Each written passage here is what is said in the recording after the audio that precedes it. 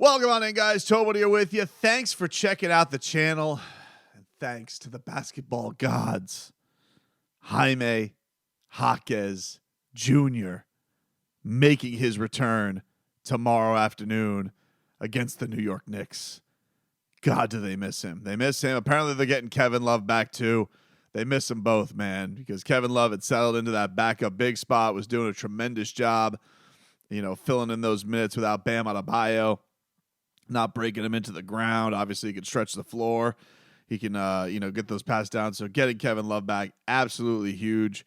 A little bit of a slumpski when he did end up getting sick. But Jaime, man, you're just hopeful that this guy can connect some things out on the floor together, can kind of bring everybody there together, because he just seems like one of those guys. Doesn't need a ton of stuff called for him. Can kind of just be in the flow of the game, is going to hustle his ass off, is going to be young, youthful. If he gets out on the fast break, he's going to go dunk it. He's not going to try and overpass it. He knows how to make the right play to guys. He doesn't need a lot called for him. And quite frankly, it's been a disaster without him. And I can't decide whether or not that is a huge reason for it, or if he's going to come back here and it's still going to be a disaster, be all clunky and whatnot. But Miami without Jaime Jaquez Jr., it has just been an absolute mess offensively. And it's not like they were lighting the world on fire without him, because Miami is, not had the greatest January in the world for sure.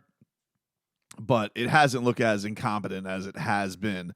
And so you're looking at this upcoming matchup against just a surging Knicks team. They're absolutely throttling everybody right now. They killed the Nuggets. It was kind of, I didn't have time to look at anybody else's ass kicking on Thursday. I was too busy just sulking in my woes about what the Celtics did to the Miami Heat, which now has Miami at 3 over 500. But the Knicks beat the Denver Nuggets yesterday 122-84. OG Anunoby has been an absolute monster since they brought him over. And you're hopeful. I think the thing you're hopeful for if you're a Heat fan is two things. Well, there's a lot of things you can be hopeful for as a Heat fan. Let's talk about things that are non-Jimmy Butler, Tyler Hero, Bam Adebayo related. Two things. One, Terry Rozier starts getting it going a little bit. He has a bit of comfort. Maybe he sees a couple shots go down.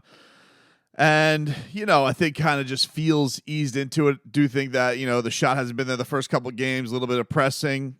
And then the other thing that you got to hope for is just that Jaime brings a lot to the table. That Jaime is going to make things a lot easier. I am curious to see what Spo does with the rotation in this one. Now, once again, 27 starting lineups, 28 starting. What's a few more starting lineups among friends? Is he going to start Jaime Jaquez Jr.?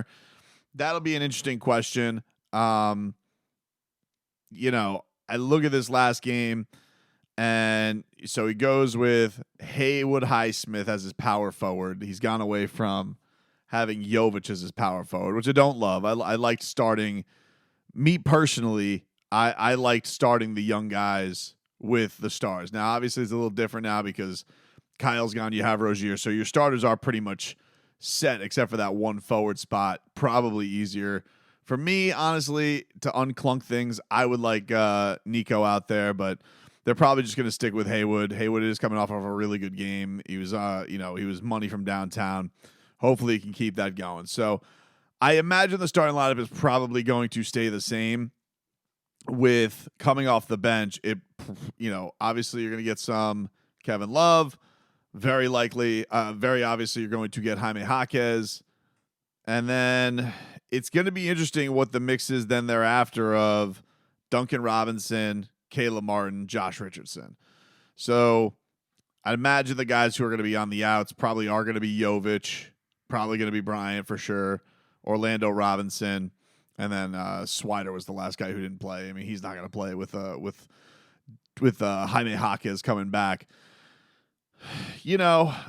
I'm just hopeful that with those role guys staggered with some Bam Rozier, see what the mixes are there with some Jimmy or some Tyler. Just things to get back on track, and honestly that they can have a game that, I think would just build some confidence and get things right, because the Knicks are playing really good basketball right now, as much as it pains me to say that, because you guys know how I feel about that franchise and that team.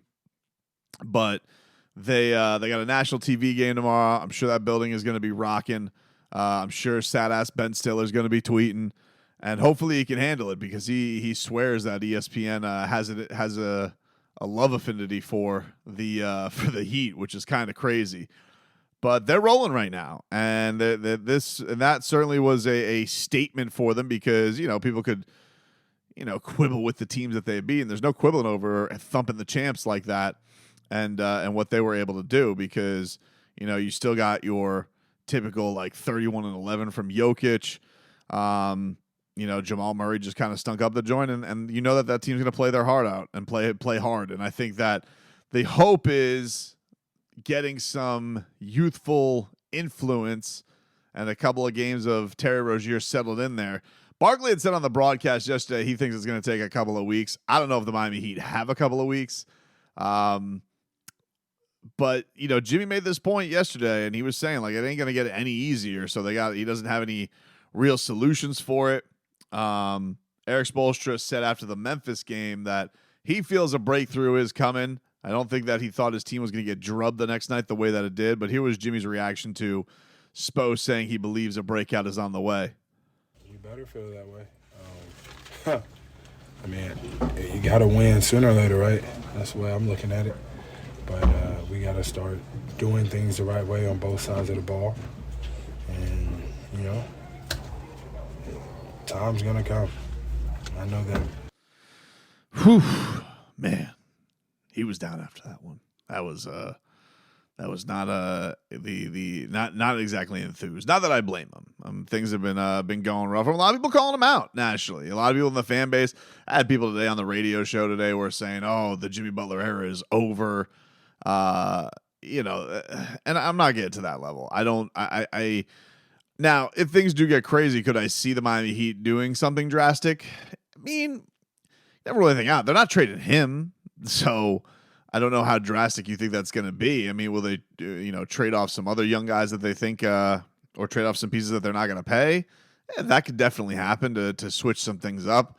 And especially with getting Jaime back, I think there's a lot looming. I've been talking about this basically the whole year about Caleb Martin ever since his return and what his future is, and if there's going to be some kind of a shakeup here. But honestly, guys, look, the shakeups are all nice unless, and I don't know what it'll be, but until their three guys start playing the way they're capable of together again, I don't really know what other trade matters. You could bring in Terry, you could bring back Kyle Lowry, you could bring in whoever you want, but the issue is until things get going and until they get the performances they need from Jimmy, Tyler, and Bam, blended together in the right way with Rozier, and until that happens, I'm not really sure. I'm not really sure which way we go with it. And I don't know if that means needing to use Bam more of an offensive hub with less shots, to get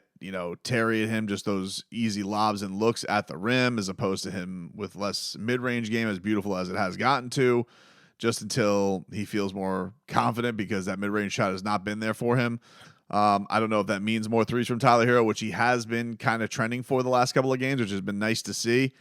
And just overall, just a different level of aggression from Jimmy Butler that I think that they're going to need. So there's a lot to work on.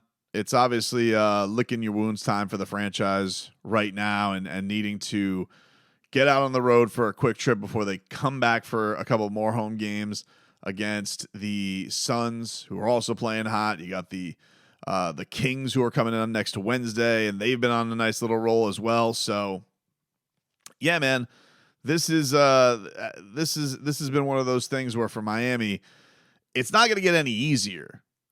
So when Jimmy's like, we got to win eventually. Yeah, but they got to go get it. There's not a Detroit Pistons.